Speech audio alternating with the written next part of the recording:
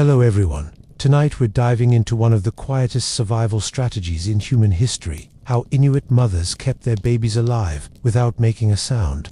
From carrying infants in fur parkas like living smuggled packages, to feeding them meat that had been pre-chewed by adults, to keeping entire families pressed together in a single bedding pile just to outlast the night, every detail was both ingenious and slightly unsettling. If that kind of strange, forgotten knowledge fascinates you as much as it does me, take a moment to like the video and subscribe, but only if you actually enjoy being here. No hard feelings otherwise. And tell me in the comments where you're listening from, and what time it is for you right now. I always love seeing this little community stretched across different corners of the world, awake together in the strangest hours. So, dim the lights, get comfortable, maybe pour yourself some tea, and let's sink into the silence that once kept children alive at the edge of the world. Let me tell you about the person you could have been. Not the you scrolling right now, half asleep with a phone balanced on your chest, but the you born in a snow hut, wrapped not in a baby blanket with cartoon giraffes but in caribou skin that smelled faintly of smoke and survival. You see, if you had been born there, you wouldn't be a fragile bundle of noise. You'd be a tactical operation, a silent package of flesh and bone that needed to be smuggled through an Arctic world, designed to kill you before your first word. Your mother would have known this from the moment you slid into her hands, that keeping you alive wasn't about toys, songs or baby monitors. It was about silence, and warmth, and the kind of relentless vigilance that makes today's gentle parenting look like performance art at a yoga retreat. Because in that world, crying wasn't cute, crying wasn't a milestone, crying was a neon sign flashing, dinner bell for polar bears, right here. A single wail in the wrong moment could undo weeks of effort, alerting predators, or worse, rival humans, that a helpless newborn was close by. So, while modern parents tiptoe around with apps to track nap cycles, Inuit mothers carried a much simpler metric. Is the baby quiet? If yes, we live another day. If no, well, sharpen your harpoon. And here's the part that will crack you up. If it weren't so grim, you weren't just a child. You were an experiment in insulation. Forget swaddles sewn with pastel elephants. You'd be tucked against your mother's bare skin, zipped into a pouch at the back of her parka, marinating in body heat like a living hot water bottle. Imagine spending your first months of life plastered against a human radiator who also happened to be your food source. The setup wasn't glamorous, but it was efficient. Your cries muffled by layers of fur, your movements restricted to whatever wiggle your mother permitted while she chopped fish or trudged through and silence, oh, silence wasn't optional. It was trained into you. The cold does something to sound. It carries sharper, farther. A sob in sub-zero air cuts across the ice like a blade. So your mother's mission was to soothe before you could scream, feeding you at the faintest whimper, rocking you with the slow rhythm of her steps, whispering throat songs low enough to be felt more than heard. The Arctic wasn't a forgiving neighbor. It was the kind that listened at the walls and punished you for being too loud. So picture yourself there, born not into screens and padded cribs, but into silence that wasn't peace, but survival. Every breath you took was rationed, warmed, disguised. You weren't raised in the modern sense. You were concealed, hidden in plain sight against your mother's back, as she moved through ice and wind like a shadow carrying a secret. And before you had teeth, before you had words, you were already learning the first rule of life in the Arctic: be quiet, or be gone. And if that silence saved you, it also shaped you. Because the next layer of survival wasn't just sound, it was fabric. Which brings us to the emojiti, the most practical, sacred, and unglamorous piece of couture you never got to wear. Now, if you think being born today is dramatic, with epidurals, playlists, and Instagramber announcements, let me ruin that illusion for you. Because if you had been born in the Arctic, your delivery room wasn't sterile white walls and a midwife with encouraging mantras. It was a snow house, or a sealskin tent, depending on the season. And the background music wasn't soft piano, but the wind howling like it had a personal grudge against your existence. Imagine taking your first breath while the air itself was plotting your murder at -30 degrees. There was no luxury of, oh, the baby's here, let's get some rest. No, your first hour of life was a countdown clock. You came out wet, slippery, and steaming in the cold like freshly boiled fish, and that steam could kill you. One wrong delay, and frostbite would sink its teeth into you before you ever opened both eyes. So your mother, exhausted, bleeding, maybe still shivering herself, had to transform instantly from laboring human into a one-woman survival apparatus. Dry you, warm you, feed you, no time for introductions, no who does he look like, jokes. You looked like someone about to die of exposure, unless she handled things with military precision. And let's not romanticize it too much. Childbirth was dangerous. No anesthesia, no emergency C-section, no NICU waiting like a safety net. The survival of mother and baby was as fragile as the thin ice over a river, and it cracked often. Infection, hemorrhage, obstructed labor, these weren't medical terms. They were death sentences whispered through camps. If you survived your own birth, congratulations, you'd already beaten odds that modern infants can't even imagine. But the environment didn't let up once you arrived. You were wrapped quickly in layers of caribou skin or sealskin, not because they were cozy, but because they were the only insulation standing between you and a very quick obituary. And those skins weren't soft from detergent and lavender rinse. They were stiff, oily, and smelled of the hunt that had just barely made your birth possible. You wore death to stay alive, an animal's, not yours, at least not yet. And because the Arctic doesn't care for sentimentality, you didn't get a private nursery. You got a snow-walled room packed with bodies and smoke from an oil lamp burning sealed blubber. That's right, your first lullaby was the scent of fat burning in a stone dish, filling your lungs while your mother's hands checked if your fingers were turning suspiciously pale. Life began not with a cry of celebration, but with a test. Could you stay warm, stay fed, stay hidden from the ice's appetite? So before you even had a name, you were already drafted into the survival game. And your mother, she wasn't just your caregiver. She was your shield against a world that had zero patience for mistakes. Which is why she didn't just swaddle you in animal skin and hope for the best. She carried you in her immorti, that ingenious Parker pouch invention, where you became less baby and more precious cargo. If you'd been born into that frozen expanse, your very first designer outfit wouldn't have been a cotton onesie or some miniature pair of jeans. Forget Baby Gap. Your runway debut would have been inside an inuit, the parka that wasn't just clothing. It was life support disguised as fashion. Think of it as a wearable spaceship for infants, fur-lined heat-trapping, and engineered with the kind of precision that would make modern stroller companies cry into their ergonomic cup holders. The immodity was genius. A giant pouch built into the back where your mother carried you, pressed tight against her body, not dangling like a modern baby carrier, where your little legs kick the air while strangers compliment your cuteness. No. You were sealed into her spine like contraband warmth. She moved, you moved, she breathed, you breathed, and the whole contraption kept you alive when the air outside could freeze water mid-pour. You might think, well, that sounds snug, maybe even cozy. Let me stop you right there. Cozy is what people say when their Wi-Fi is working and the radiator's humming. This was survival coziness. You'd spend hours jammed in there, marinating in your mother's body heat, her sweat, and the lingering scent of seal oil rubbed into the fabric. A womb upgrade, really. You went from being hidden inside her to being hidden on top of her, and the difference was only technical. You weren't so much a baby as a parasite, cleverly disguised as a cultural tradition. And let's not underestimate the physical strain. The immorti allowed your mother to carry you while she walked, fetched water, cut blocks of snow, or hauled a seal back to camp.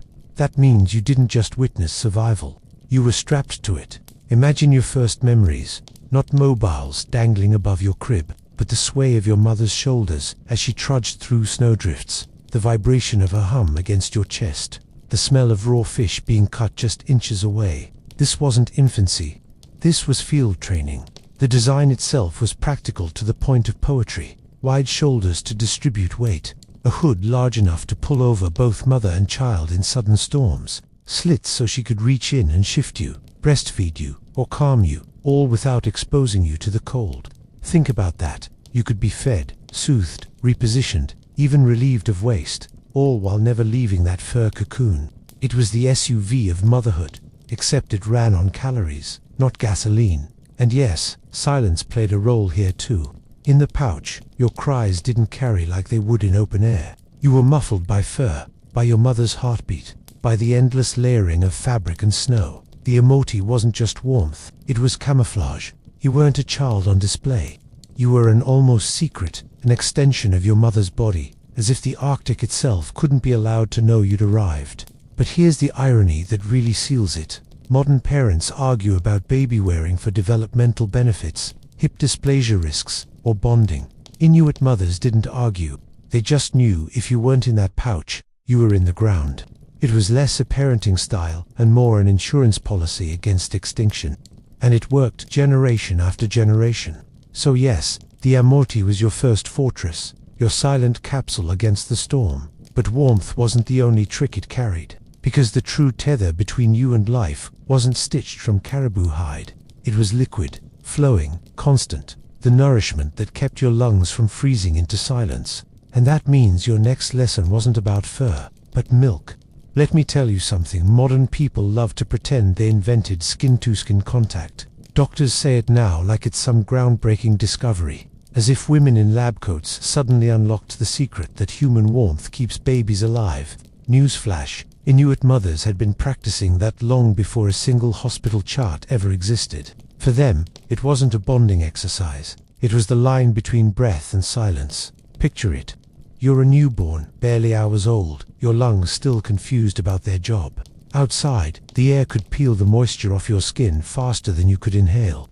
No blanket could stand up to that. No fire was consistent enough. So your mother pressed you directly against her chest, beneath the layers of fur, your tiny face tucked against the smell of milk and skin. You weren't cuddling. You were plugging into the only heating system that worked north of the tree line, her body. And this wasn't occasional, oh, let's try this for 30 minutes after birth. No. You were often kept skin to skin daily, sometimes for hours, sometimes all through the night, because separating from her warmth was the equivalent of leaving you outside to audition for the role of infant. Popsicle. That closeness regulated your heartbeat, calmed your cries before they escaped into dangerous sound, and made sure every ounce of warmth you produced didn't vanish into the frozen air. The irony, your mother was probably freezing herself. She might have gone hungry that day, or walked miles through ice, and yet her body had to burn through whatever calories she had left just to keep you warm enough not to stiffen. Think about that. Every mouthful of blubber, every slice of fish she ate, wasn't just fueling her life, it was powering yours too. Your survival was stitched into her metabolism, and if she faltered, you went with her. Cozy, isn't it? And the body heat wasn't just about temperature. It was about silence, held close against her skin. You didn't need to cry as often. Why would you? You were fed quickly, you were soothed instantly, and you could hear her heartbeat pounding steadily, telling your little body, relax, we're still alive. A crying baby strapped outside the body could draw predators. A calm one hidden under layers of skin and fur, practically invisible. But here's where it gets even more brutal. This wasn't just affection. It was labor. Constant, exhausting labor. Your mother had to monitor you every second. Were your fingers warm? Were your lips pink? Were you breathing smoothly? Skin to skin wasn't some serene bonding session where she gazed lovingly into your eyes. It was triage repeated 100 times a day. Her warmth was the blanket, the incubator, the central heating, and she couldn't take it off even if she wanted to. So yes, you grew in silence, fused against her, kept alive not by technology, but by proximity. And while modern babies are soothed by plush toys shaped like cartoon penguins, you were soothed by the real thing, the muffled drum of her heart, the rhythm of her lungs, and the knowledge that your tiny, fragile body was indistinguishable from hers. And yet warmth alone wasn't enough. Warm bodies still needed fuel, something to keep them burning through the endless cold. Which meant your next lesson in survival wasn't about silence or skin. It was about milk, endless, constant, life-saving milk. If you'd been born into that frozen corner of the earth, your first and only restaurant came with one item on the menu, breast milk, served warm, on demand, and with zero substitutions. Forget the modern fantasy of formula cans stacked in supermarkets or cute bottles lined up on a sterilized counter. Out there, milk wasn't optional. It was the only thing between you and the ice gnawing at your body. And when I say on demand, I mean on demand. Crying too loudly. Fed. Wriggling in that pouch like a restless fish. Fed. Opening your mouth in a suspicious way that might be the beginning of a cry. Fed before you could test it. Silence was bought and paid for with milk, and your mother's body was the only currency in circulation. Think of the absurdity of it. While modern mothers are bombarded with advice columns about scheduled feeds, Inuit women didn't need clocks. The Arctic itself was the clock, and it ticked mercilessly. Every second you weren't fed was a second you risked getting weaker, colder, louder, all of which spelled danger. So your mother's breasts weren't just for comfort. They were survival tools, producing calories engineered to fight the cold, and fat-rich enough to keep your little heart pumping like a coal furnace. And don't imagine her having the luxury to sit in a quiet room with pillows and tea. She could be walking on snowshoes, scraping ice from a sled runner, or cutting strips of seal meat, and still, she'd adjust the amorti, slide you into position, and feed you right there. The design of that parka wasn't accidental. It allowed her to nurse you without taking you out into the air, without exposing you to the cold, and without losing precious heat. Imagine drinking your meals inside a fur cocoon while your mother chopped blubber for the family's lamp. That was your version of dining out. And milk wasn't just food. It was medicine, hydration, and sedation rolled into one. Sick child, nurse more. Fussy child, nurse more. Too much silence, which might mean too much cold. Nurse again, just to be safe. Your entire development, growth, immunity, even your ability to stay quiet, was fueled through that one relentless act. You weren't just attached, you were tethered, like a lifeline drawn in milk and silence. The irony is, in the middle of all this, your mother probably wasn't eating nearly enough herself. Food was seasonal, scarce, and hard-won. Yet her body turned seal, fish, and caribou into milk, thick enough to keep you alive. Modern dietitians would call that unsustainable. She would have just called it Tuesday. So yes, every sip you took was another stolen hour from the ice, another borrowed breath in a world that wanted you gone. But milk only flowed because silence had to. You couldn't wail endlessly in that landscape. Too risky, too loud. Which brings us to the sharpest survival skill you never consciously learned, the art of shutting up. Let me tell you, if you'd been born there, the first rule drilled into your tiny bones wasn't say please and thank you. It was don't make a sound. Modern parents joke about colicky babies keeping them up all night. Inuit parents didn't joke. A crying baby wasn't just exhausting, it was catastrophic. Out on the tundra, one sharp wail carried like a flare shot into the night. Wolves could hear it, polar bears could hear it, and worst of all, rival humans could hear it. Sound in the Arctic travels farther than trust, and trust was already in short supply. So your mother's job was to intercept every cry before it became a broadcast. The second your lip trembled, she was there with warmth, milk, rocking, humming, repositioning you deeper into her amorti, muffling your protests against the rhythm of her heartbeat. Crying wasn't something you were allowed to practice. It was something to be strangled at the root, replaced with immediate soothing. Silence wasn't golden. It was survival currency. Think about it. Imagine your little lungs drawing in air to scream, and before you can release, you feel the vibration of your mother's throat song, low, resonant, vibrating through her chest and into yours. That wasn't lullaby for entertainment. That was tactical sound. Quiet tones against your ear so you didn't produce the dangerous kind. In the Arctic, sound discipline wasn't just for hunters stalking seals. It began in the crib, or rather, in the pouch. And here's where it gets darkly funny. In the modern world, parents brag about their baby saying their first word. Out there, bragging rights went to whose baby didn't cry during a snowstorm. Imagine your mother trading that information in camp like gossip. My child stayed silent all through the dog sled ambush last week. That's not small talk. That's a survival flex. Of course, silence had another side. It trained you. Babies raised like this grew used to stillness, to restraint. Your earliest education wasn't letters or numbers, but the knowledge that being loud could mean being dead, and that seeped into everything. You learned patience not through philosophy, but through the basic fact that crying got you nowhere but frostbite. But let's not over-romanticize this discipline. It was brutal. If you cried too much, you risked not just danger but the irritation of an exhausted mother who couldn't afford to be indulgent. Silence was expected because silence was possible. Your every need was met quickly enough to prevent sound. Milk in your mouth before hunger turned to wailing. Warmth against your skin before the chill could become pain. The whole system was designed so you didn't have to cry. And if you think that's controlling, it is. But it also saved you. Because one careless howl, one long cry rolling out over the tundra, and the ice would answer back with teeth. Silence wasn't repression, it was camouflage.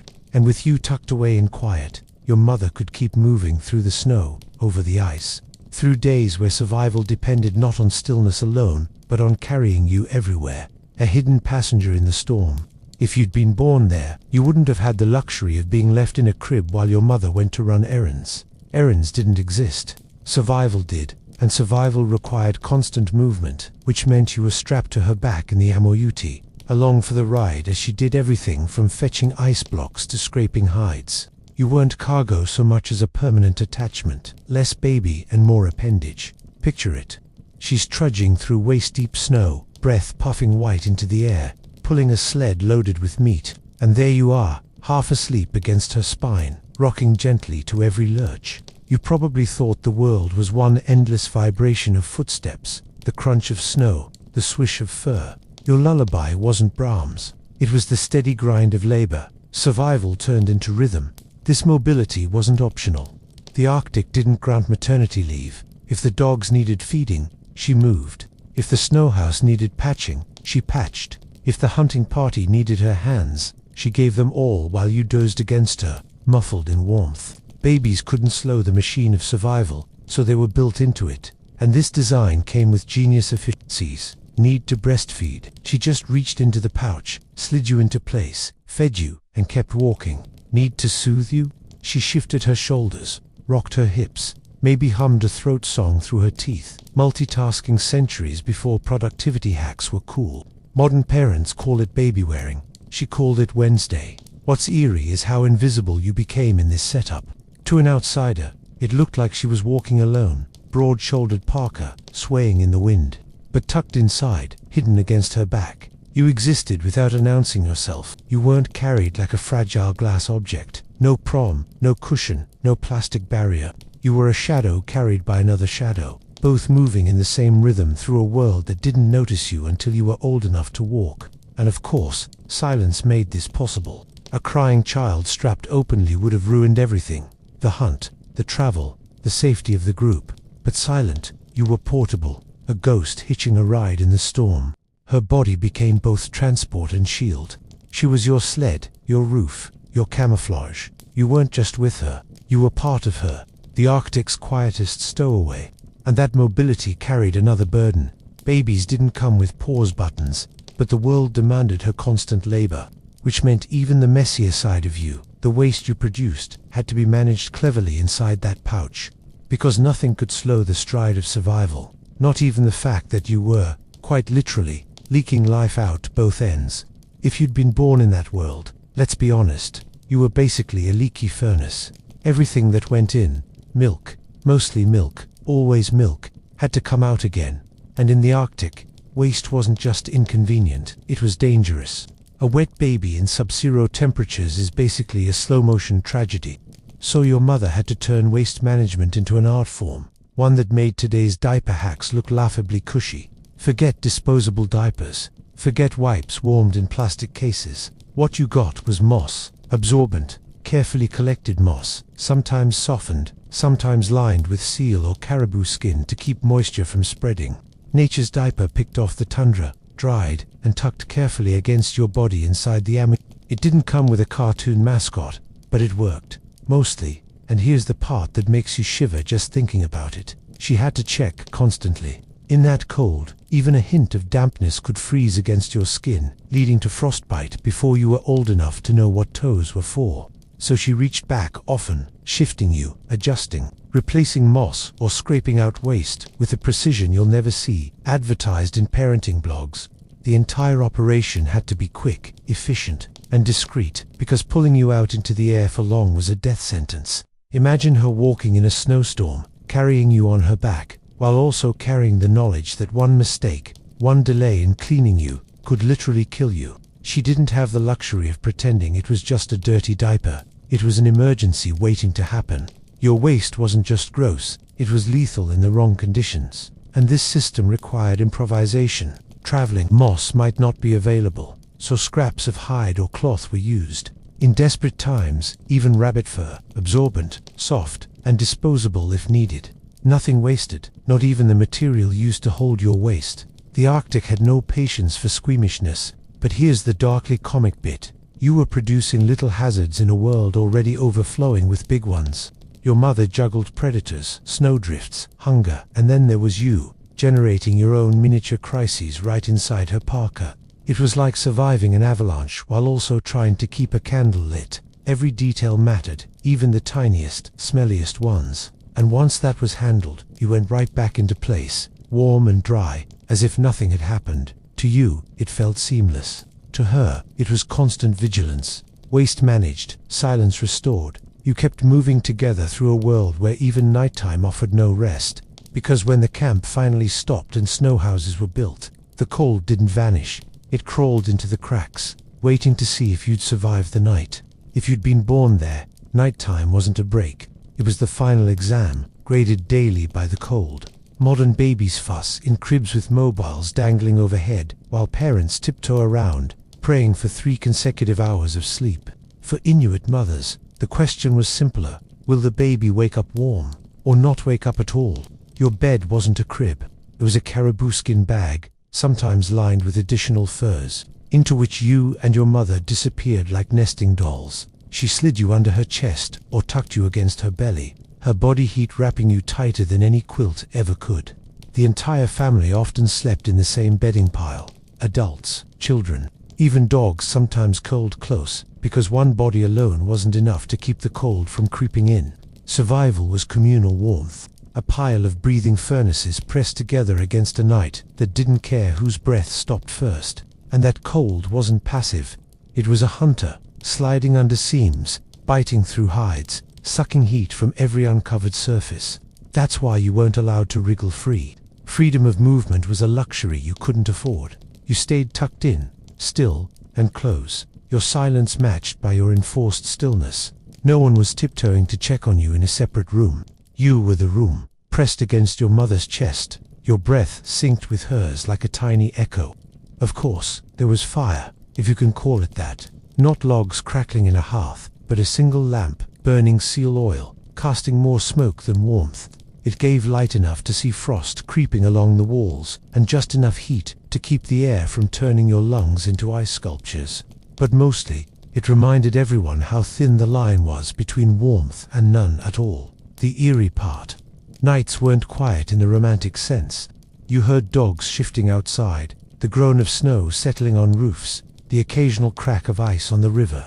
Every sound was a reminder that the world wanted an end, and in that hostile silence, your mother kept her hand on you, checking your chest, your breath, the fragile proof that you were still there. Sleep for her was never complete. It was a series of short, anxious intervals, broken by checks, adjustments, and more checks. And so, every night you survived was a small miracle disguised as routine. No one celebrated it. No one carved it into stone. But the fact that you woke in the morning meant your mother had succeeded again in the most thankless of jobs, beating back the night with nothing but skin, fur, and vigilance. But night wasn't just about warmth.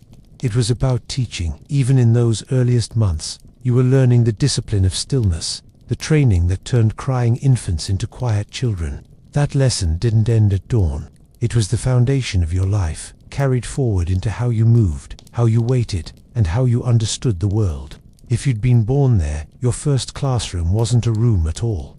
It was the pouch of the amorti, the warmth of the bedding pile, the soft darkness of fur and skin.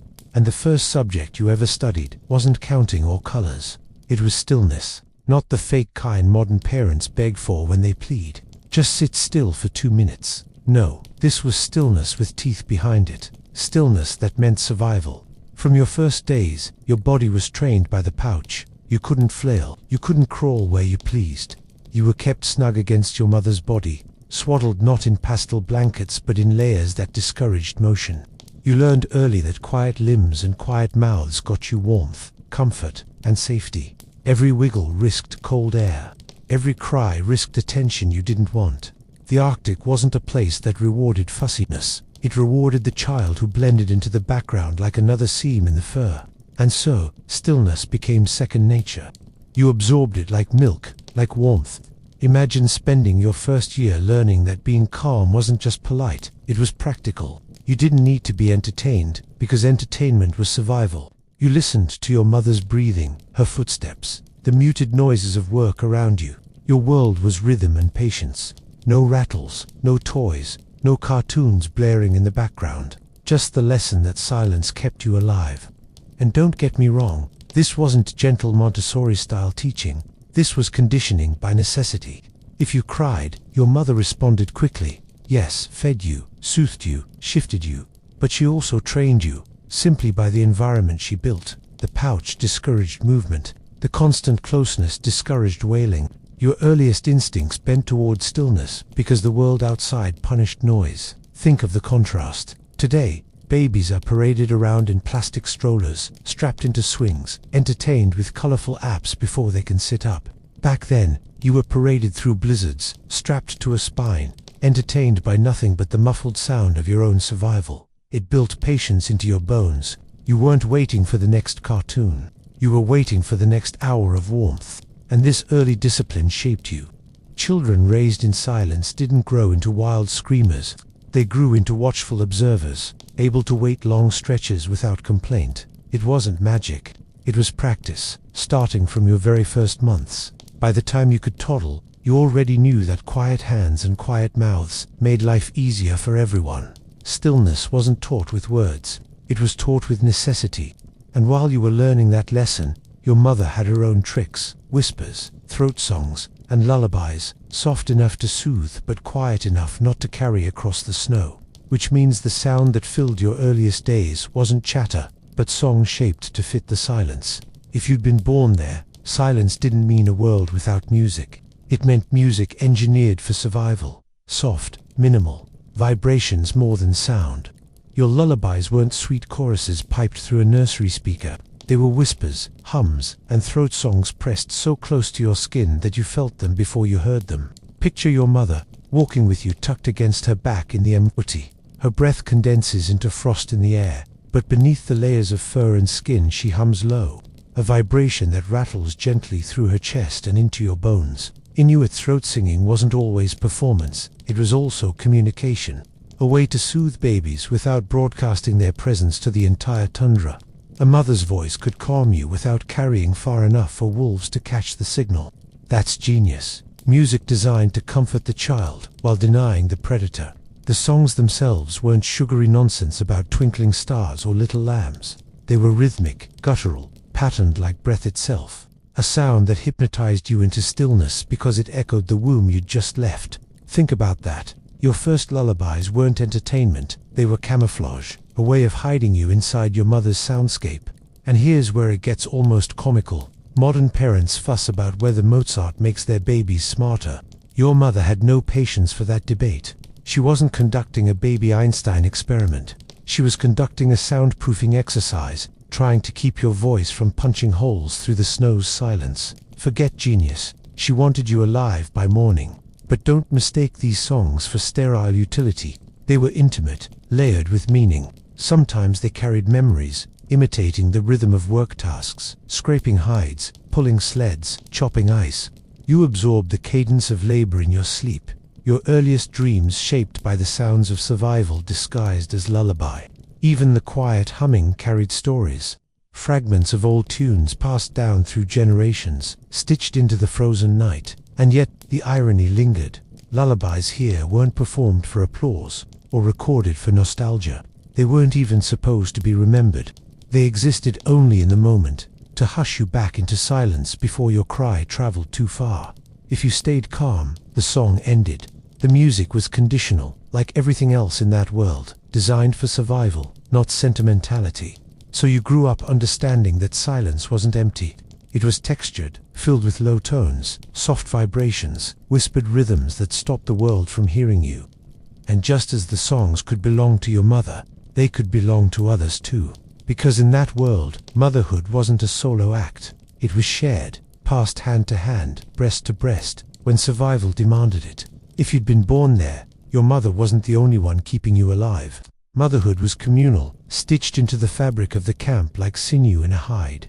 If your mother needed to hunt, sew, or simply sleep before exhaustion swallowed her, another woman could slip you into her amahuti, breastfeed you, and keep you alive as if you were her own.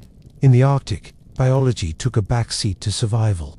Milk was milk, warmth was warmth, and kinship didn't always follow bloodlines. This wasn't charity, it was necessity.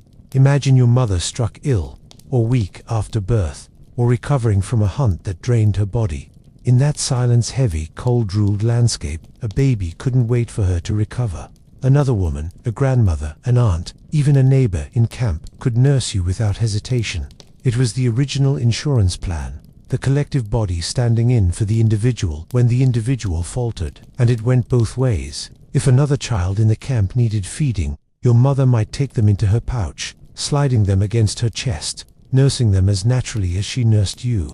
The act wasn't seen as odd or shameful, it was practical. If one body failed, another stepped in. In a world where one mistake could cost everything, survival wasn't a solo achievement. It was a chorus of women sharing the same burden, passing children between them like shared breath.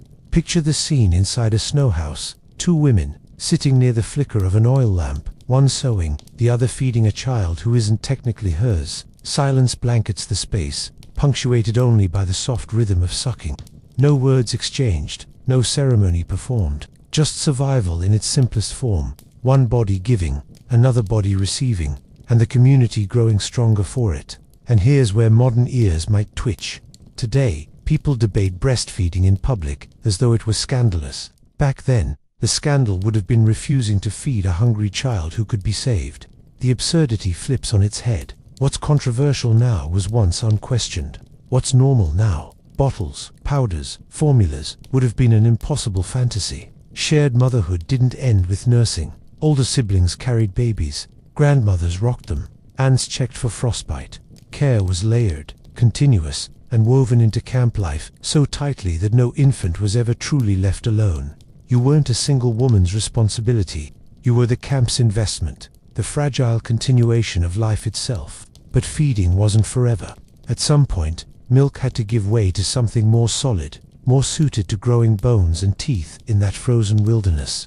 And when that moment came, your first bite of the world outside milk wasn't gentle cereal or mashed fruit. It was meat, raw, chewed, and delivered straight from another mouth to yours.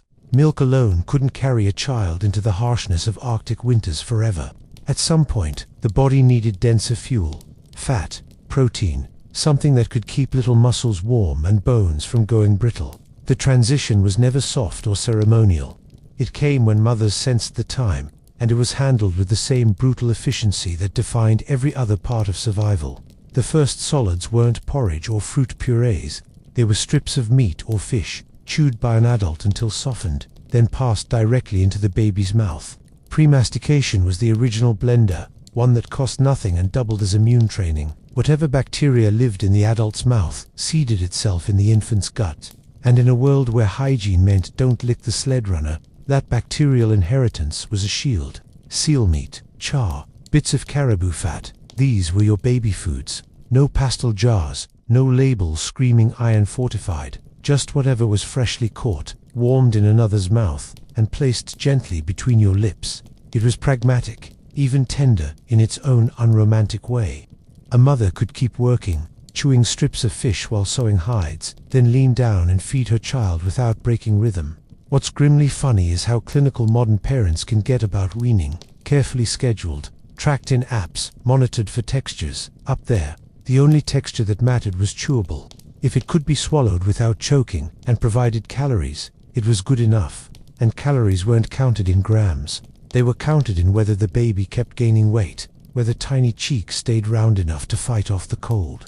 Protein came first, not because anyone designed a diet plan, but because meat was what existed. Fish, fresh from the river, boiled if possible, sometimes raw if not. Fat was prized most of all. A mouthful of blubber was worth more than a bag of sweets in the modern world, dense with energy and warmth. Babies were trained early to accept the taste of animal oil, because rejecting it wasn't picky eating, it was flirting with death. This was a messy, communal act, too. Other women could chew and feed a child if the mother's mouth was busy, just as they had shared milk.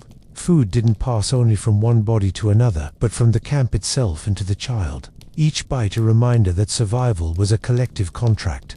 And once teeth appeared, they weren't for gnawing toys. They were tested on sinew, on dried fish, on strips of meat, tough enough to force the jaw into work. Teething was less a milestone, more an upgrade, your initiation into a diet that wouldn't spare your gums for the rest of your life. Solid food meant more independence, yes, but it didn't remove the risks. Every bite carried dangers, choking, infection, scarcity, and yet each mouthful was a victory. Every swallow pushed you a little further from the fragile silence of infancy into the noisy demands of growing life. But food was only one danger checked off the list.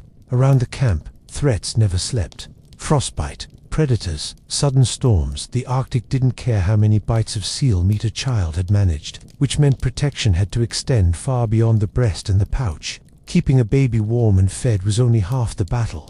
The Arctic never stopped auditioning new ways to kill the unprepared. Frostbite was always the first enemy, silent, creeping, gnawing at fingers and toes before anyone noticed. A mother's eyes became scanners, checking skin for the slightest pale patch, rubbing warmth back in before the cold could carve its signature. Survival wasn't one heroic act. It was hundreds of tiny corrections made every hour. And then there were predators. A polar bear could smell a seal through meters of ice. Imagine how easily it could smell a human child. The camp wasn't some fairy tale village with neat fences. It was exposed, set against a horizon that hid nothing and yet concealed everything. A wail in the night wasn't just inconvenient, it was an invitation. Wolves, bears, even dogs, any of them could follow sound or scent straight to the weakest link, which is why silence wasn't superstition, it was defense. Storms were worse. Winds could rise fast enough to erase a camp within minutes, swallowing igloos, sleds, and tracks all at once. In those moments, babies had to be sealed even tighter inside the moiety, their breath fogging against their mother's chest while she braced against snow cutting like blades. A modern parent might panic if the power went out for a night. Here, the equivalent was watching the world itself try to blow your child off the map. Even the mundane held threats. Oil lamps could tip, smoke could suffocate in small spaces, bedding could get damp and freeze solid, and illness, coughs, fevers, infections. Each one was a roulette wheel with no antibiotics waiting as a safety net. A child's survival was a chain, and every link, warmth, quiet, nourishment, vigilance, had to hold. So protection became less about reacting to dangers and more about anticipating them. Babies were rarely out of arms, rarely left in solitude. They were watched, not out of sentiment, but necessity, as if each breath was a fragile loan from the environment that could be recalled at any second. What stands out is the discipline of it. There was no room for indulgence, no, "Oh, he'll be fine." Every act was measured, precise, intentional, and still, loss was common. Not because mothers failed, but because the world didn't care about effort. A blizzard didn't respect devotion. A polar bear didn't pause to admire maternal sacrifice. Yet against all of that, babies survived. Not all, but enough to continue the line, enough to prove that these strategies worked. And what those mothers built wasn't just survival for a single child. It was a legacy of knowledge, passed from hand to hand, story to story, stitched into fur and song until it became second nature. That inheritance was as vital as warmth, as essential as milk. Because what they passed on wasn't just skill, it was memory, the distilled experience of countless women who had fought the cold and won, long enough for the next generation to fight again. Nothing about survival in the Arctic was written in books or carved into monuments. The curriculum was lived, passed from mother to daughter, generation to generation, in gestures and corrections so small they almost seemed invisible. How to check a baby's skin in lamplight for the first kiss of frostbite. How to chew fish to the right softness before feeding. How to tighten the amorti strings without cutting off circulation. Knowledge didn't come with lectures, it came with watching, listening, repeating. Each woman carried an archive inside her body. The rhythms of nursing, the timing of feeds, the ways to soothe without sound, all memorized, not in words but in muscles. To hold a child was to embody every mother who had held before, to echo the habits that had kept life alive where it should have ended. Even silence itself became cultural inheritance, a discipline that seeped into lullabies, into patience, into the very texture of community life. And this knowledge wasn't just maternal. The whole camp played a role. Grandmothers correcting a grip, aunts demonstrating how to line moss inside the pouch, older siblings learning by carrying younger ones on short walks. Each act layered protection. Each small repetition made survival less fragile. It wasn't heroism. It was maintenance, the dull, relentless brilliance of doing everything right 1,000 times in a row. What makes it eerie is how little of this was ever celebrated. No songs praised the mother who checked a baby's skin 20 times in a night. No carvings honored the aunt who slipped her own breast into a crying child's mouth. These were invisible victories, forgotten the moment they succeeded. And yet, without them, there would have been no next day, no next child, no people left to tell the story. That's the legacy. Survival knowledge so ingrained it looked ordinary, even when it was extraordinary. To outsiders, it might have seemed silent, dull, repetitive. To those inside, it was life itself. Every stitch in an immorti, every shared feed, every hushed lullaby was another thread in a rope that stretched across centuries, binding babies to mothers, mothers to daughters, and daughters to the memory of all who had come before. So when you hear about the Arctic and imagine endless snow, frozen seas, and the hard faces of hunters, remember that the quietest victories happened inside the parkas, in the warmth of bodies pressed together, in the silences that kept danger at bay. The world never wrote their names in stone, but their knowledge endured, hidden in fur, milk, and silence, the most fragile inheritance, and the one that saved them all.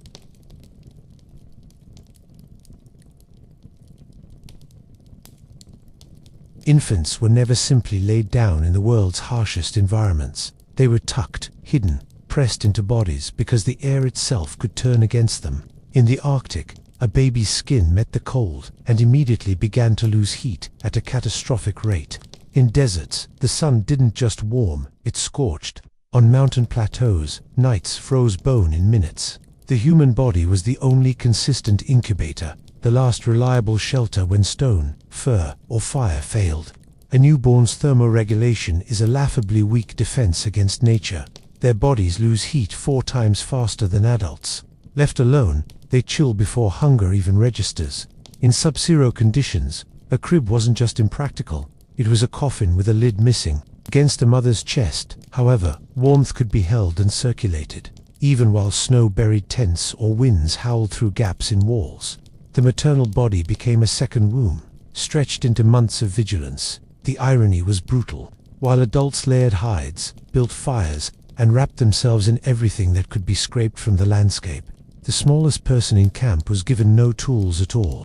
Their survival rested on being pressed so close to another body that they couldn't be distinguished from it. In a sense, human beings didn't leave the womb at birth in those climates. They left it months later, when the cold finally loosened its grip and survival no longer required fusion with another. This dependency wasn't sentimental, it was mathematics. A lamp burning seal oil produced a faint glow, not enough heat to stop frost creeping in through walls. Bedding made of skins could trap warmth, but not generate it. The only heating system worth trusting was human metabolism, and the only insulation that guaranteed contact was flesh to flesh. A mother's chest, a grandmother's hip, an aunt's shoulder. These surfaces became thermal engines, burning calories into life for those who could not burn enough on their own. What's strange, looking back, is how ordinary it seemed. Pressing a child into a body wasn't ritualized or treated as sacred. It was routine, performed automatically, as if no one questioned that a baby must sleep hidden under the skin of another. The extraordinary disappeared into the everyday. But this arrangement did more than keep children alive. It created an intimacy so constant that the line between survival and affection blurred. And that line carried into everything else. The way infants breathed, the way they ate, the way they learned that being hidden was the first lesson in being alive. And yet the body wasn't just an incubator. It was also an extension of the womb, a continuation of pregnancy carried into daylight. Skin to skin wasn't an idea, it was the blueprint of existence.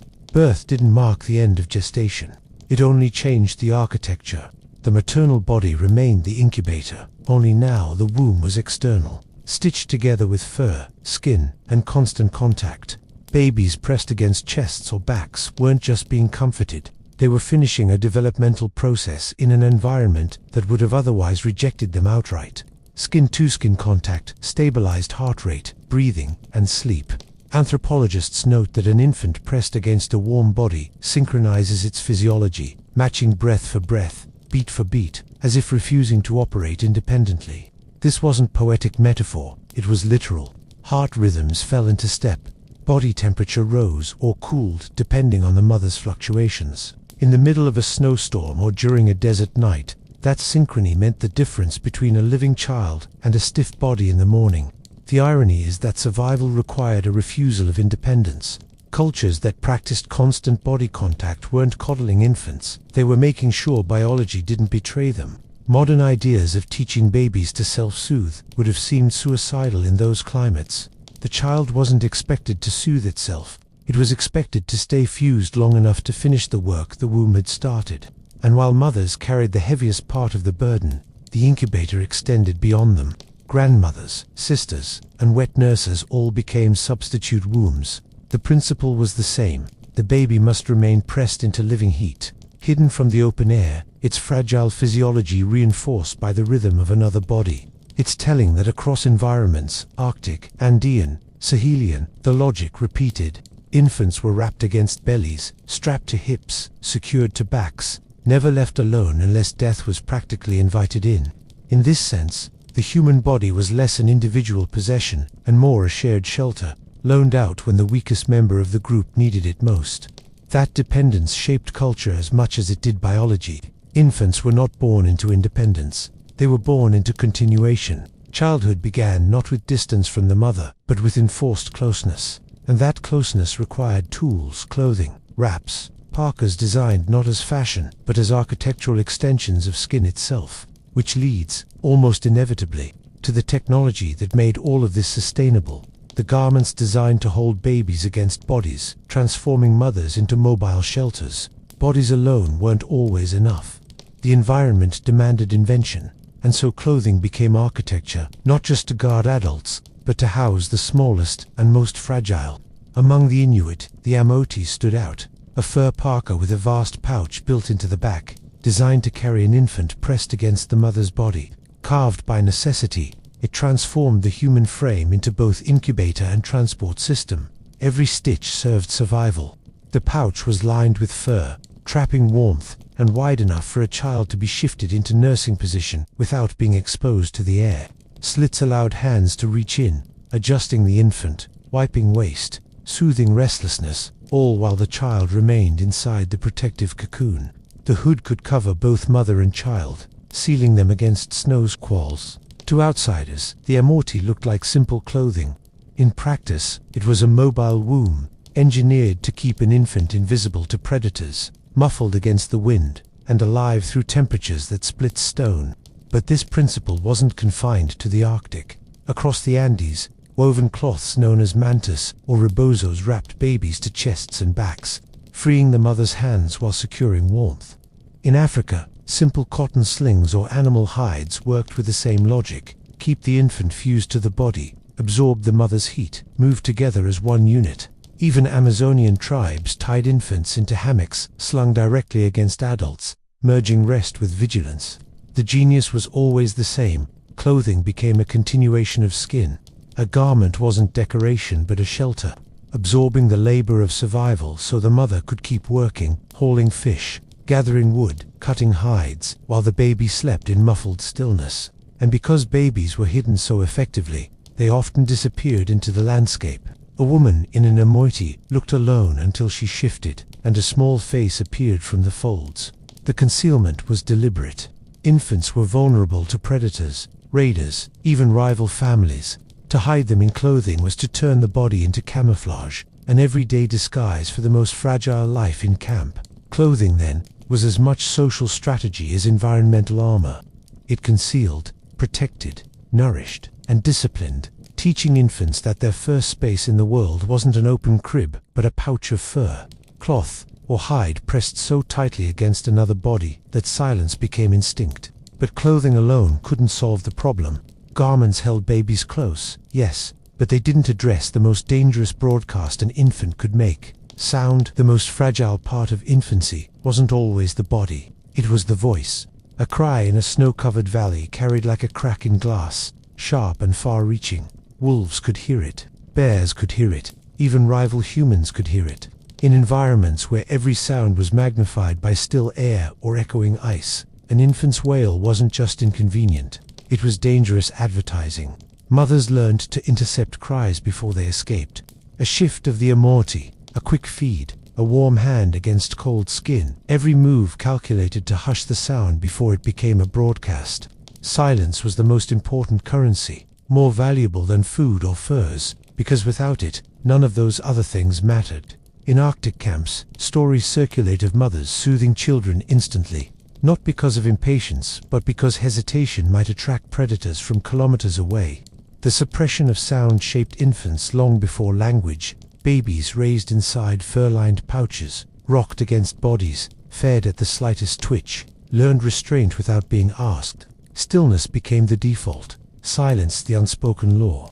What modern parents call self-regulation was less a developmental milestone and more an enforced apprenticeship in survival. Even lullabies bent toward this logic. Instead of loud choruses, mothers whispered or hummed low tones that vibrated more than projected, soft enough to settle an infant, but too faint to betray location. Inuit throat songs, with their guttural hums and breath-like rhythms, often doubled as baby-soothing techniques, transmitting sound through touch rather than distance. Music here wasn't about melody, it was camouflage, and silence wasn't just defensive, it created invisibility.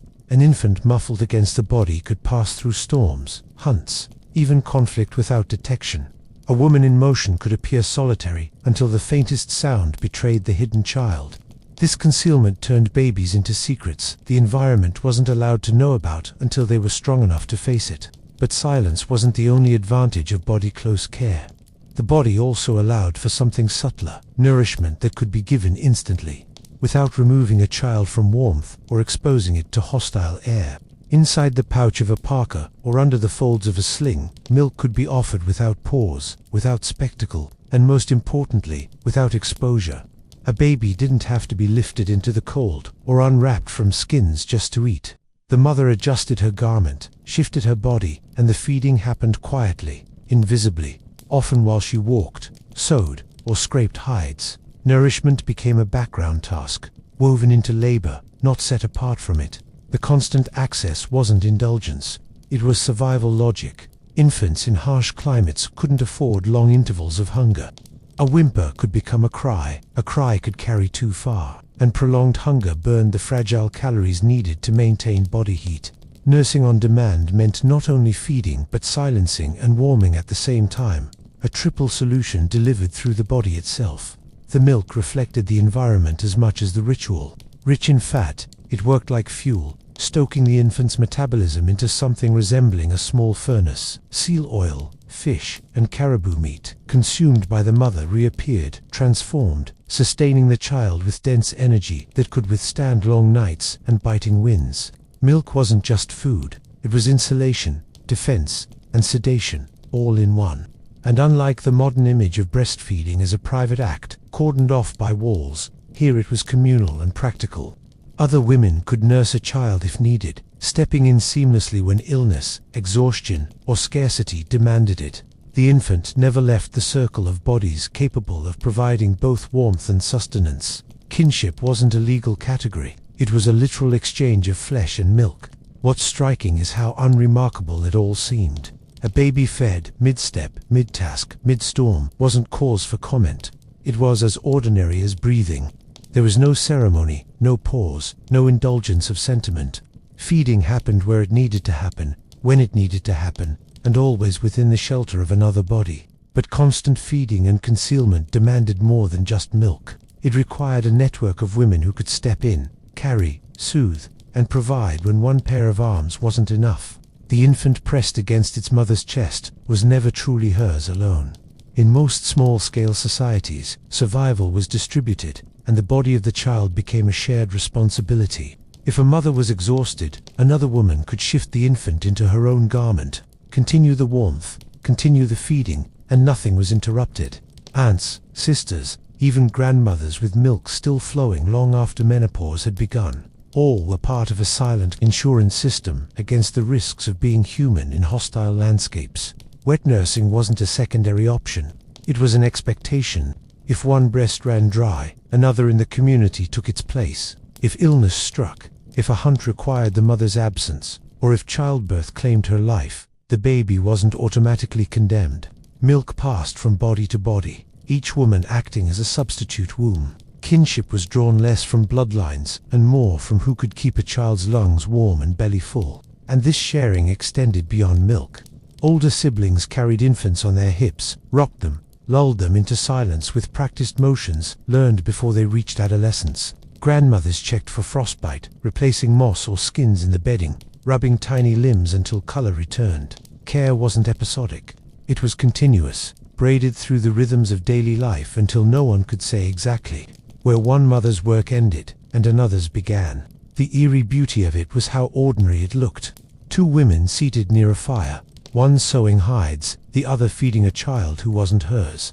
No ceremony, no announcement, just an exchange as natural as passing food across a table. Modern cultures might see scandal or intimacy. In those conditions, it was simply arithmetic. One child required multiple bodies, and the equation balanced only if everyone participated. But this constant contact also trained the infant in subtler lessons. Being handed from one body to another meant learning patience, stillness, and silence from the very start. And these lessons weren't abstract. They were rehearsals for the discipline the child would need once they left the pouch and began moving in a world that punished restlessness. The pouch, the sling, the skin bedding, all of it acted like training equipment. Infants didn't sprawl freely, kicking limbs into space. They were tucked in, compressed by layers of fur and cloth, held so tightly against another body that movement became limited and crying became unnecessary. Stillness wasn't taught with words. It seeped into the body through constant practice. The effect was striking. A child who rarely cried didn't grow into a toddler who demanded attention through noise. Silence became the default, a muscle exercised daily until it shaped personality. What modern psychology might call temperament was, in these contexts, partly conditioned restraint. Crying too long wasn't simply irritating, it could bring wolves circling or waste calories the child couldn't spare. Every whimper intercepted, every twitch responded to, reinforced the unspoken rule: quiet meant safety. Anthropologists note that many cultures where infants are carried constantly report remarkably calm children. And calmness wasn't a cultural preference, it was a survival advantage. A screaming infant in a snow house wasn't just a nuisance. It risked suffocating everyone inside if the lamp had to be doused to avoid detection. A restless child strapped to a mother's back during a hunt could disrupt the rhythm of walking, alert prey, or strain the carrier. Discipline, then, wasn't punishment. It was environment shaping behavior at its roots. And the humor, if one can call it that, lies in contrast. Where modern parents might boast of a baby sleeping through the night as though it were a prize, here it wasn't bragging material at all. It was the baseline expectation, the minimum ticket for survival. A baby who slept silently through storms wasn't exceptional. It was compliant with the first law of life: don't make yourself heard until you can defend yourself. Stillness, though, wasn't absolute silence. Mothers filled the muffled quiet with sound, carefully tailored not to travel far. Whispers, hums, low songs pressed directly into their children's ears. In those sounds, silence found its complement, music that soothed without betraying the hidden presence of a child. Every moment of early life unfolded under a regime of watchfulness.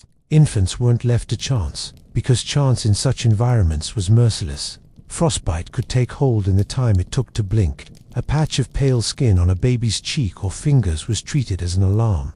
Mothers and grandmothers rubbed life back into limbs, shifted bedding, swapped out damp moss for dry, all in a rhythm so constant it blurred into instinct. The risks weren't only the cold. Oil lamps smoked in enclosed spaces, threatening suffocation if air grew stale. Snow shelters could collapse under sudden storms. Predators lurked, noses keen enough to follow the faintest scent of milk. Even sled dogs, vital as they were, could become dangerous if a child was left too near. The infant had no defenses of its own, so layers of vigilance replaced weapons. Bodies always present, eyes scanning, hands checking for warmth, breath, and stillness. There's an irony in how unheroic it all looked. Risk management wasn't dramatic rescues or bold decisions. It was small, repetitive acts, shifting a baby higher against the chest, testing skin for cold, rewrapping fur that had slipped. The drama lay in the stakes, not the gestures. Each movement carried the weight of survival, though it appeared as nothing more than a mother adjusting her clothing. The vigilance also left little room for indulgence. There was no space for the modern fantasy of letting children cry it out or build resilience. Resilience wasn't built through neglect, it was built through survival. A baby left unattended, even briefly, was a baby exposed to suffocation, predators, or cold. Constant contact was not coddling, it was the baseline strategy that made another dawn possible. And yet, for all its practicality, this level of protection took on deeper resonance. Infants hidden so closely, monitored so obsessively, began to occupy a symbolic space between worlds. Half spirit, half human, precariously held in place by their guardians. Infants carried so close, wrapped under skins and hidden from sight, weren't seen only as fragile bodies. They were often understood as liminal beings halfway between the spirit world they'd just left and the human society they hadn't fully entered. The need to conceal them against the mother's body fit neatly into this cosmology. Not just a practical safeguard, but a way of keeping the soul tethered until it was strong enough to remain. Across Arctic communities, stories suggest that newborns were believed to carry the memory of ancestors, returning in tiny, unsteady form. Sleeping pressed to a mother's chest wasn't merely warmth, it was protection from wandering spirits who might try to reclaim the child. Silence, too, held a sacred dimension. A crying infant risked drawing unwanted attention, not only from predators, but from forces unseen. To keep a baby quiet was to keep the veil thin and undisturbed. In other regions, the symbolism carried different shades but echoed the same logic. Andean infants bundled in cloth wraps were considered not fully part of the human realm until naming or ritual feeding ceremonies. Hidden against the mother's body, they occupied an in-between state, physically present but socially unfinished. Their concealment reflected this ambiguity, a recognition that a child could slip away as icily as it had appeared. What's eerie is how practical necessity and cosmology reinforced each other. The harsh environment demanded that babies be kept hidden. The spiritual worldview explained why hiding was necessary. Together, they created a cultural framework where vulnerability was both natural and sacred. And concealment wasn't just smart, it was ordained. And as the centuries stretched, these practices never disappeared. They reappeared across landscapes, from Arctic ice to African savannas, each variation proving the same anthropological truth. The maternal body was humanity's first architecture, the original dwelling for life, too fragile to stand alone. The practice of hiding infants against the body wasn't confined to one people or one landscape. It emerged wherever the environment pressed hard enough. In the Arctic, the Inuit turned mothers into walking shelters. In the Andes, woven mantis wrapped babies tight against the chest or back, fusing child and parent during labor in thin air. Across Africa, cotton slings or strips of hide secured children to hips, warmth and rhythm shaping stillness with every step. In the Amazon, infants swayed in hammocks knotted against the bodies of adults, rocked by breath and heartbeat as much as by rope. Everywhere, the logic was the same. Infants lacked the means to generate or preserve heat, lacked the defenses to withstand predators, lacked the maturity to survive alone. The answer, repeated across continents, was to keep them concealed, fused, and fed in silence. The body became the shelter, the clothing became the architecture, and the community became the extended womb. What strikes most is how these practices persisted into modern times, long after environments shifted. Even today, baby slings and carriers mirror the same design, cloth pressed tight, infant pressed closer, the old wisdom disguised as ergonomic innovation. It isn't nostalgia, it's continuity proof that human survival has always depended less on independence than on intimacy. The anthropological thread is clear. The maternal body wasn't just caretaker but dwelling. Infants slept hidden not as a preference but as a requirement. And the strategy proved so effective it spanned climates, languages, and centuries. For every variation of environment, there was a variation of the same truth. To survive, babies had to remain invisible, protected, and fused into the warmth of another. And so the legacy lingers in every parka, cloth, and sling that still wraps a child to a body. What was once sheer necessity now drifts into modern choice. But the origins remain, the quiet knowledge that survival began not in separation, but in concealment.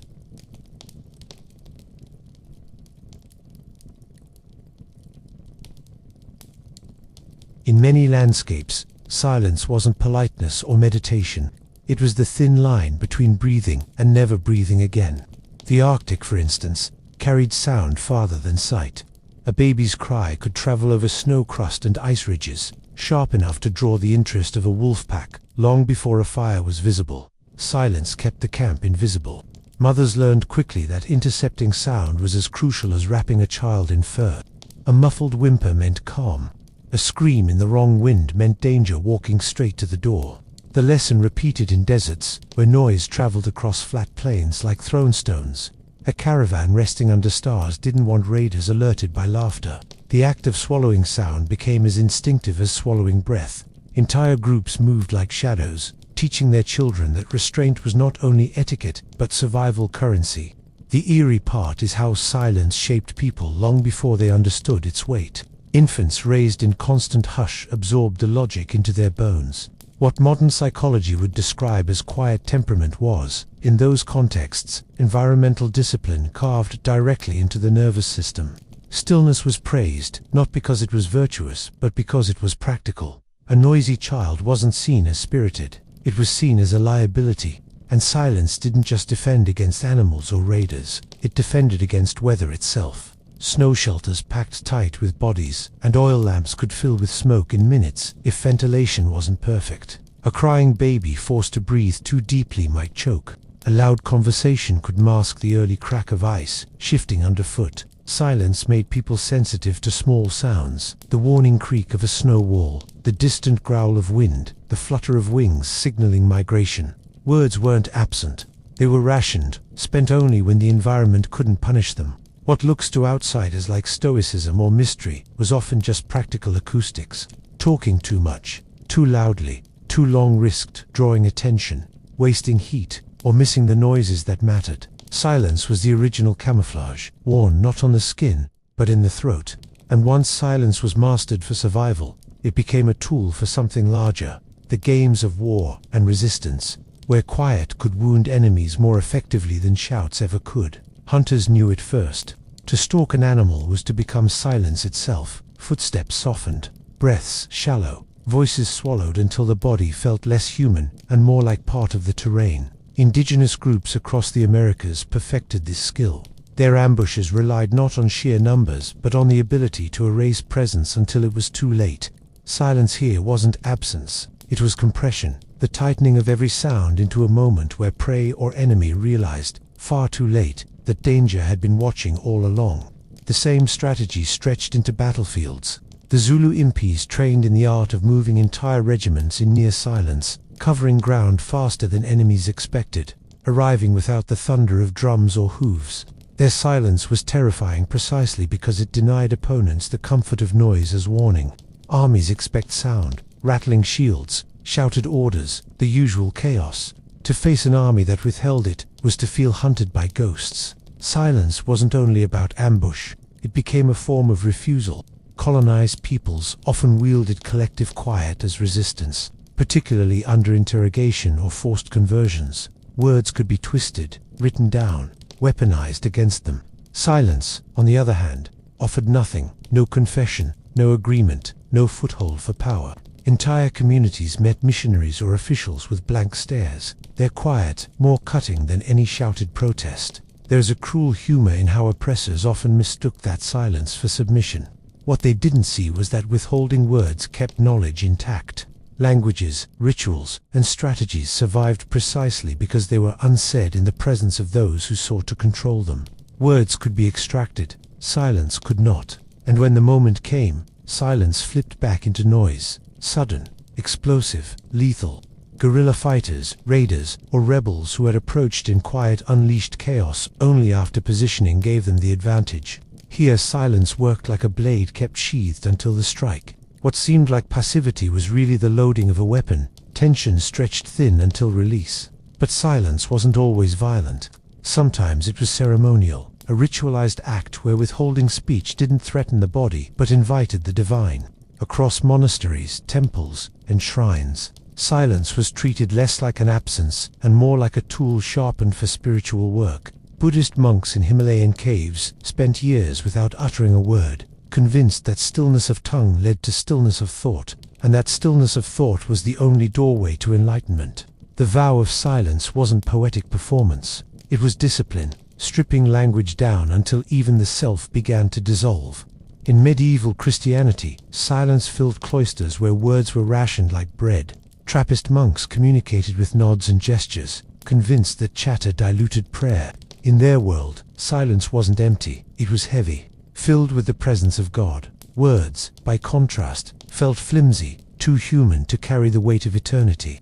Even meals were eaten without sound, monks listening instead to one voice reading scripture, while spoons moved wordlessly across bowls. Indigenous rituals also wove silence into sacred moments. Plains tribes in North America observed stretches of quiet before hunts or during vision quests, believing that speech could scare away the spirits who might otherwise appear. In the Amazon, initiates drank hallucinogens and sat in silence as visions consumed them, their quiet signaling readiness to cross into another world. What makes ritualized silence uncanny is how it flips the ordinary logic of speech. Words, normally used to summon gods or explain devotion, were considered insufficient. Only silence could prove seriousness. A single withheld sentence weighed more than 1,000 prayers spoken aloud. And in those spaces, silence became performative power. The man or woman who could endure it longest was considered the most disciplined, the closest to the sacred. Quiet wasn't passive, it was a display, a demonstration of control over body and mind. To speak too soon was to reveal weakness. To remain silent was to glow with authority, the air around you charged with unsaid meanings. But silence wasn't only sacred, it was also social, a way of bending others without lifting a hand or raising a voice. In many societies, authority didn't need a raised voice, it needed only a pause. Elders, chiefs, or patriarchs could bring a room to heal by withholding speech, the silence dragging long enough to make others squirm. Words were valuable, but their absence could be unbearable, a form of pressure that forced the rest to fill the void with obedience. Among the Yoruba kings were described as men whose voices carried the weight of law, but they rarely wasted them. Silence, paired with stillness, created a presence more commanding than speeches. When an elder remained silent during a council, it wasn't because he lacked an opinion. It was a test, watching, waiting, letting younger men reveal more than they intended. The quiet became a trap, pulling secrets out of the reckless. Parents knew this trick too. In many households across cultures, a scolding wasn't always delivered with words. It came with silence. The mother who said nothing after a child's mistake, the father who stared without speaking. The weight of that absence was often more punishing than a shout. Children learned that silence could contain judgment, disappointment, or threat, depending on how it was wielded. The same was true in politics. In Japan's Edo courts, the shogun's refusal to answer could devastate a petition. In European courts, queens and kings mastered the art of the delayed reply, letting nobles sweat while their futures dangled in a hush. Silence wasn't indecision, it was leverage, turning the act of waiting into submission. And in all these cases, silence wasn't neutral. It was staged, carefully measured, used to assert hierarchy. Those with power could afford it. Those without had to fill the air with chatter, explanations, pleas. The higher you stood, the less you needed to speak. The lower you stood, the more your survival depended on never letting silence fall. But silence wasn't only about power over others. It was also about shaping the youngest, teaching them how to survive environments where noise was not just inconvenient but fatal. For infants, silence was often their first inheritance. Among the Inuit, babies spent their earliest months swaddled inside the folds of an amawati, lulled into stillness, not just by warmth, but by the constant pressure of their mother's chest. Crying wasn't simply discouraged, it was dangerous. Wolves and bears could pick up sound far faster than humans could intervene. So mothers became experts at intercepting every whimper, pressing milk, touch, or warmth into their children before a cry escaped. In the Amazon, babies rocked against their mothers in hammocks were trained into the same rhythm. They learned, without words, that restlessness and noise didn't bring attention or comfort. They brought nothing at all. To survive meant to be calm, to blend into the fabric of the household, to let the jungle keep its silence. The lesson wasn't spelled out, but every adult reinforced it. Siblings carried babies quietly. Aunts soothed them before sound spread. Grandmothers hushed them with throat songs or whispered breaths. The result was visible. Travelers often remarked on how quiet indigenous infants seemed compared to European ones, less wailing, fewer outbursts. What they missed was that the quiet wasn't innate temperament. It was cultural training, the first discipline, carved by necessity. Crying wasted calories, invited predators, and frayed the group's focus. Silence, by contrast, protected everyone. Even in agrarian villages far from redditors, the same logic applied. A household crowded into one smoky hut couldn't afford endless noise. A baby crying through the night disturbed the labor needed for the next day's survival. Parents used silence, sometimes by comfort, sometimes by sternness, to shape a child into restraint. The expectation was clear: learn to wait, to endure, to observe quietly before acting. What seems eerie now is how early this discipline set in. Long before children learned language, they'd absorbed the rules about when to remain quiet. Words, when they came, were less a discovery than a carefully rationed privilege. And when silence accompanied death, the discipline took on another layer. The hush around a body, the stillness of a wake, the unspoken grief of a family. All of it taught that silence wasn't just for survival, but for memory. When words fell short, silence took their place. Across cultures, death wasn't always met with speeches or wails. Sometimes it was marked by a hush so deliberate it pressed heavier than sound. In many indigenous North American traditions, moments of quiet during mourning weren't emptiness. They were conversation with the dead, a way of leaving space for spirits to linger without interruption. In Christian Europe, bells tolled to announce death, but the households themselves often slipped into silence. Curtains drawn, fires left to smolder, voices dropped to whispers, as though any loudness might disturb the journey of the soul. Funerals were punctuated not just by prayer, but by long stretches where no one dared speak, the absence itself performing reverence. The same motif appeared in Africa, where silence framed the transition between the living and the ancestors. A community might dance and drum to carry a spirit forward, then drop suddenly into quiet, the air thick with meaning. That hush wasn't accidental. It allowed grief to take shape, for memory to settle without being pushed aside by chatter. The eerie beauty of it is how silence outlasted words. Speeches fade, songs end, but the weight of a room gone still lingers. Collective silence creates a shared body, everyone breathing in rhythm, everyone aware of absence at once. Anthropologists have noted how silence binds mourners more tightly than any chant, giving grief a structure that words can't provide. And silence in mourning wasn't only about reverence, it was about fear. To speak carelessly in the presence of the dead risked drawing them back, inviting them to linger.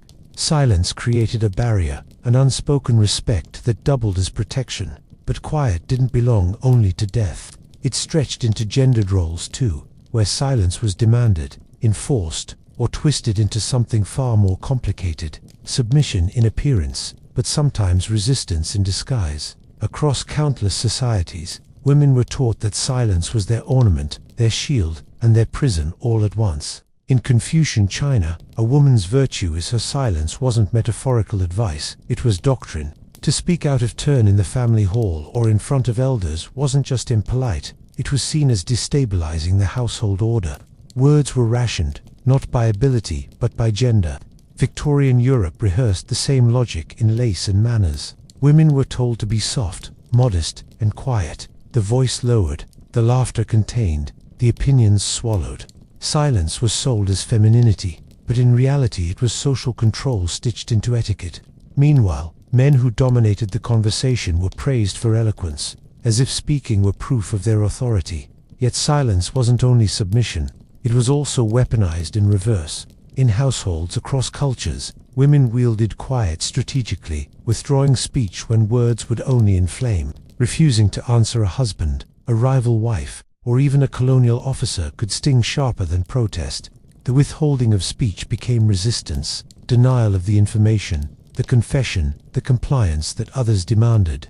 Anthropologists studying Bedouin communities noted that women sometimes communicated their disapproval by silence, letting absence of words hang heavy in the tent, a kind of quiet protest that men could neither punish nor ignore. In Europe, domestic silence was a battlefield too, the unspoken coldness at a table, the refusal to reply to an insult, the quiet that stretched long enough to bend the offender first. It's ironic how silence carried opposite meanings depending on who held it. From men, it meant authority. From women, it meant submission. And yet, in practice, women turned it into subversion, forcing others to trip over their own words in the empty space left unfilled. But silence wasn't only about gender or grief. In many traditions, it extended into the sacred, guarding secrets and rituals that could lose their power the moment they were spoken aloud.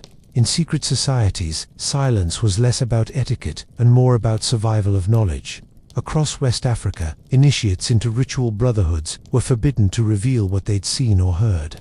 Words could dilute the potency of the rite, or worse, expose it to enemies who might weaponize it. A vow of silence became a shield, locking the sacred inside and keeping outsiders firmly at the door. Among shamans of the Amazon, certain names of plants and spirits were never spoken outside the ritual circle. Silence guarded the boundary between ordinary life and the hidden world of power. To speak the wrong name in the wrong place wasn't just taboo. It risked calling forces that couldn't be controlled. The unspoken acted as insulation, keeping fragile, dangerous knowledge from spilling into daylight. Even in medieval Europe, monasteries hid entire texts behind oaths of silence.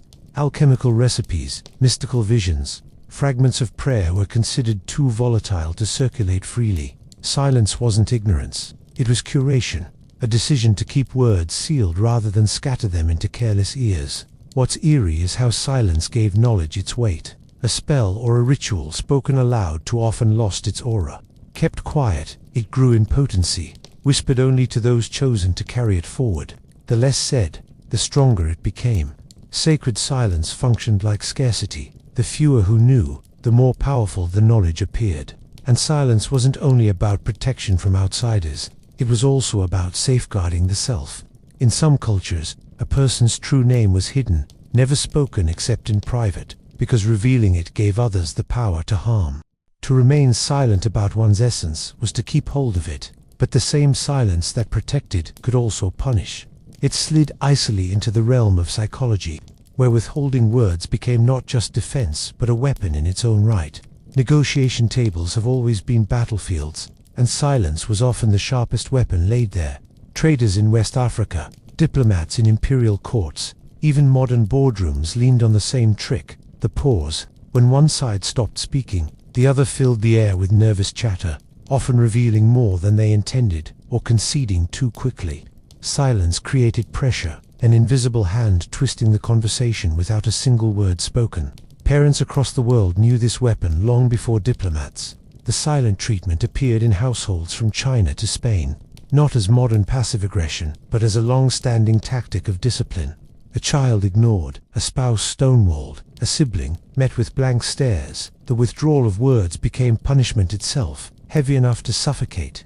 Anthropologists have noted that in tight-knit communities, being met with silence wasn't just emotional sting, it threatened social death. If no one spoke to you, you ceased to exist in the group's fabric. Silence could humiliate more effectively than scolding. A village elder refusing to answer a complaint left the petitioner dangling, stripped of dignity.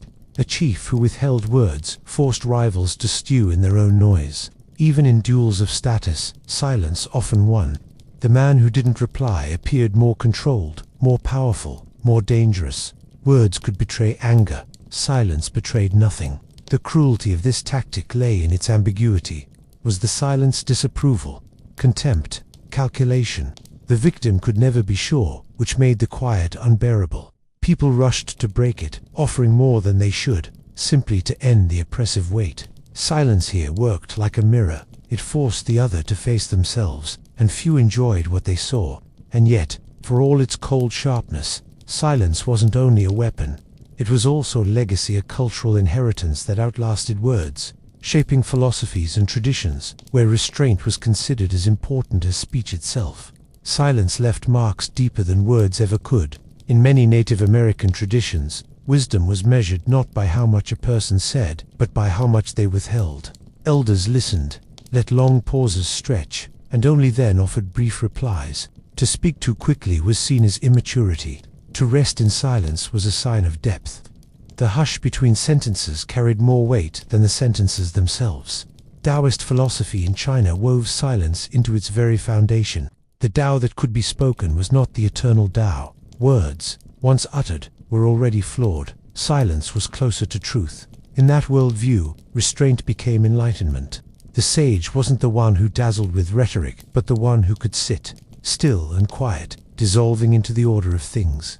Even oral traditions, built on stories and songs, understood silence as part of their rhythm. A tale wasn't just the words, it was the pauses, the breath held before the next revelation, the space where listeners leaned forward. The absence shaped the presence.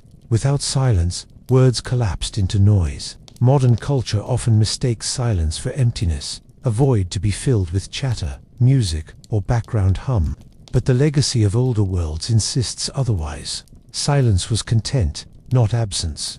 It protected infants, frightened enemies, honored the dead, preserved secrets, punished rivals, and anchored wisdom. To stay quiet was not to say nothing. It was to say everything, in a language no alphabet could capture. And that is perhaps the strangest inheritance of all. Silence as civilization's constant companion, older than writing, stronger than weapons, softer than prayer, and still able to command, terrify, and console without ever needing a single word.